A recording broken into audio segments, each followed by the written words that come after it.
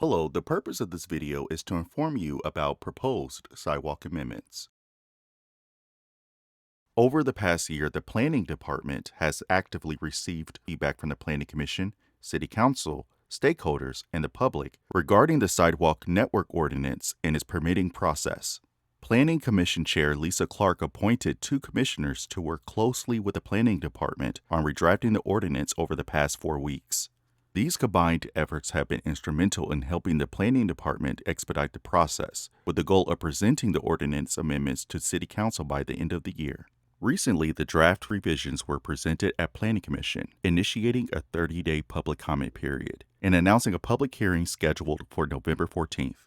Planning Commission will consider the ordinance on November 14th, followed by the Quality of Life Committee on December 2nd, and finally, the City Council will review the amendments on December 11th. Sidewalks are important. The City of Houston requires sidewalks to enhance the walkability of our city and improve safety and accessibility for all Houstonians.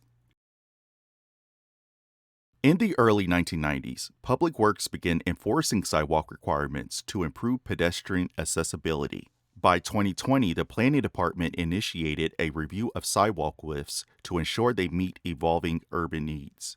In 2023, the Planning Department took another step forward by amending the ordinance to include a fee in lieu of sidewalk construction option.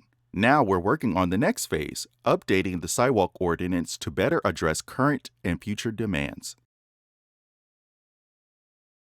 In general, sidewalks are required where a permit for construction or land development is required. So what types of construction and development require sidewalks? Sidewalks are required for new single-family homes, new commercial developments, repairing or replacing 20 or more feet of existing sidewalks, new sidewalk permits, pedestrian routes for off-site parking, new expanded or reconstructed roadways, removal of existing sidewalks, meaning that they would need to be replaced, and new parking lots. It's important to note that there are no proposed changes to these requirements. Currently, the ordinance offers 2 options when a sidewalk is required: build a sidewalk or pay a fee. These fees go toward building out the gaps in the sidewalk network. This map represents the city's sidewalk service areas that are divided into 17 different sectors. Based on feedback from the public, we are proposing changes to streamline the application process, providing more flexibility, balancing the need for expediting construction permits, and increasing sidewalk connectivity. The main goal of this is to simplify the ordinance by removing confusion and redundancy. We aim to streamline the application process for both applicants and staff, and we are expanding sidewalk construction exemption criteria for single-family residential construction. The revised criteria, which again apply to single-family residential construction, will address issues such as unconnected sidewalk segments in neighborhoods, cases where building a sidewalk is not feasible due to open ditches, or where there isn't enough right-of-way to construct at least a 4-foot sidewalk, neighborhoods with existing pedestrian trails such as Kingwood, and lots that are 1 acre or larger. For single-family residential projects, current exceptions include 4th Ward in areas that have pedestrian trails such as Kingwood. New exceptions include neighborhoods with active deed restrictions prohibiting sidewalks, lots 1 acre or larger, sites with no existing sidewalks on the block face and across the street except near schools, libraries, and community centers. Lastly, properties with open ditches where building a sidewalk is impossible. We will look at these in more detail in the upcoming slides. First is the existing exception for pedestrian trails.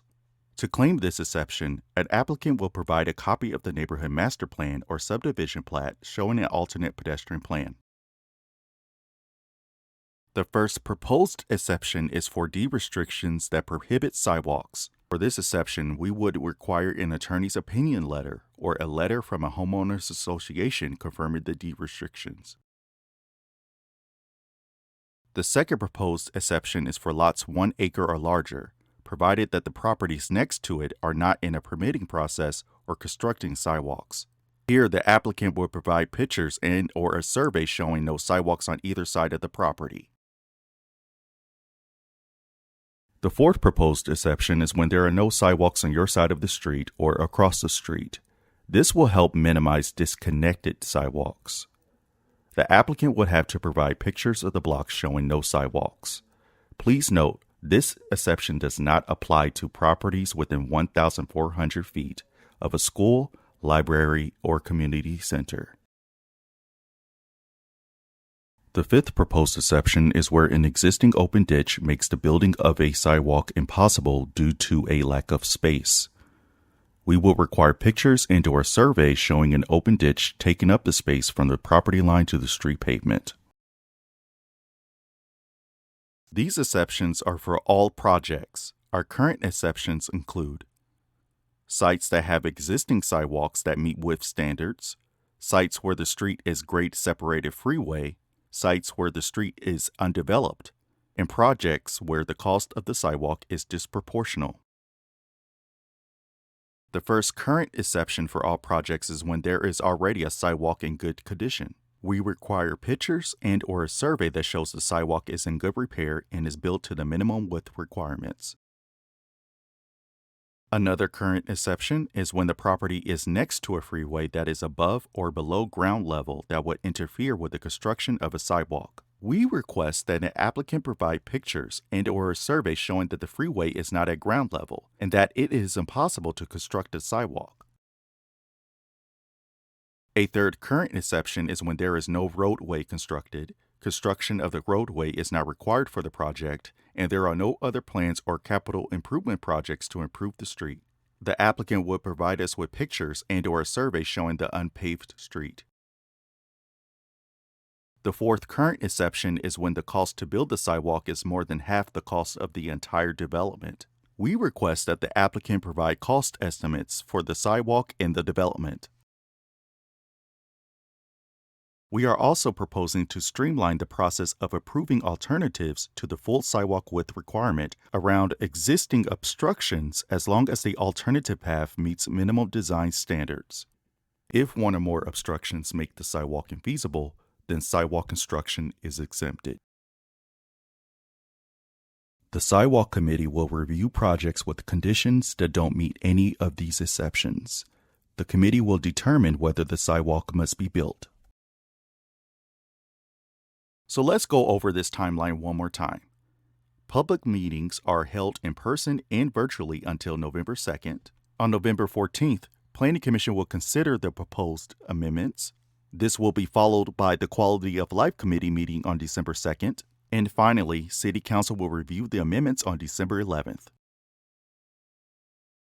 You can go to the Sidewalk Amendment page on our Let's Talk Houston website to review this presentation, read the proposed amendments, and leave any comments you may have. You can also email us at planningdepartment@houstontx.gov or call us at 832-393-6600 with any questions or comments. Thank you.